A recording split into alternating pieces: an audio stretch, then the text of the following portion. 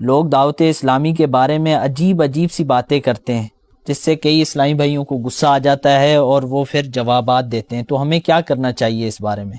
جب سے دعوت اسلامی بنی ہے نا، تھوڑا جب اٹھان لی نا تو اعتراضات شروع ہوئے، اشتہارات، کتابیں نکلی میرے بارے میں، اور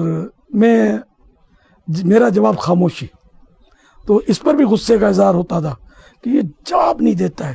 تو میں بولتا تھا یار میں ان کو جواب دوں گا تو یہ جواب الجواب دیں گے.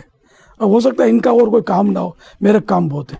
ہمارا جو یہ بہت پرانا اصول بنا ہوا ہے کہ ہر مخالفت کا جواب کام، دینی کام. تو جتنا دینی کام بڑھا دیں گے نا اس میں فائدہ زیادہ ہے، کیونکہ مخالفت برائے مخالفت بارہا ہوتی ہے.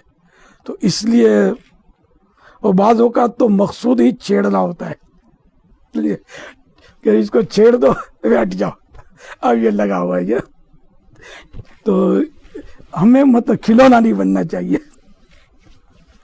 اپنے ایک خواہ مخواہ کے اعتراض کا جواب دینے بیٹھ جائیں. اس سے بہتر یہ نہیں کہ ہم کسی کو نماز سکھانا شروع کر دیں، کسی کو قرآن کریم کی کوئی صورت یاد کروانا شروع کر دیں، کسی کو کوئی سنت بتانا شروع کر دیں. تو یہ ٹائم تو مختصر ہے، جو سانس نکلا. اب اس کو دنیا کا بلینک چیک بھی اگر ہو جائے نا وہ اس سانس کو خرید نہیں سکتا، یہ انمول ہے. تو اس کو کیوں نہ ہم زیادہ فائدے والے کاموں میں استعمال کریں. اللہ کریم توفیق دے. تو اس لیے وہ دعوت اسلامی والوں کو بھی چاہیے کہ بے جا جذباتی نہ بنے.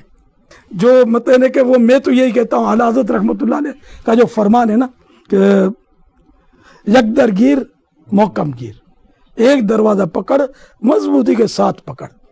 تو اب اگر ہم نے کسی کا دروازہ پکڑا ہے، اب پیارے آقا صلی اللہ علیہ وسلم پر تو ایمان لانا وہ تو خیر وہ تو ہے ہی، مطلب ناممکن ہے کہ ان پر ایمان نہ لائے اور کوئی کسی کا نام مسلمان بھی ہو، انڈرسٹوڈ ہے. لیکن موجودہ دور میں تو ہم نے تو اعلیٰ حضرت امام احمد رضا خان کا دامن پکڑا ہے.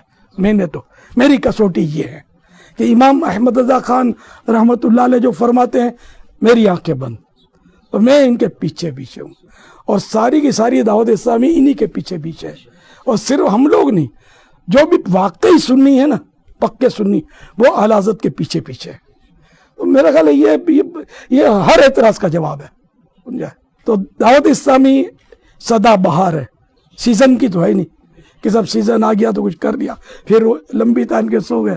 تو الحمدللہ جب سے دعوت اسلامی بنی ہے میرا تو یہی تجربہ ہے کہ ایک سیکنڈ کے لیے بھی پیچھے نہیں ہٹی، بڑھتی چلی جا رہی. ایک اننون طریقے سے ہم نے تو کام شروع کیا تھا بغیر کسی اشتہار کے، لیکن اللہ کی رحمت ہے کہ بڑھتے ہم نے یہی کہ اختلاف کسی نے کیا، کسی نے برا بلا کہا، ان کے جواب دینے میں وقت ضائع نہیں کیا، کام بڑھاتے رہے. تو اللہ کی رحمت ہے دنیا کے بے شمار ممالک میں اس وقت دعوت اسلامی اپنا کام کر رہی ہے.